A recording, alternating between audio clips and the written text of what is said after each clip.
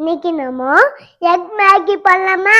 எண்ணெய் ஊத்திக்கலாம், கடுகு போட்டுக்கலாம், கருவேப்பிலை போட்டுக்கலாம், ஆனியன் போட்டுக்கலாம், டொமேட்டோ போட்டுக்கலாம், கொஞ்சமா சால்ட் போட்டுக்கலாம், மேகி மசாலா போட்டுக்கலாம், தண்ணி ஊத்திக்கலாம். இப்போ மேகி போட்டுக்கலாம். குட்டியா இருக்குல்ல, இதுதான் காடை முட்டை. மேகி நல்லா வெந்துருச்சு. இப்போ முட்டை ஊத்திக்கலாம். எக் மேகி சூப்பரா ரெடி ஆயிடுச்சு. இப்போ டேஸ்ட் பண்ணிக்கலாமா? குட்டி பசங்களா மேகி சாப்பிடக்கூடாது, கொஞ்சமா சாப்பிட்டுக்கோங்க. மேகி சூப்பரா இருக்குல்ல,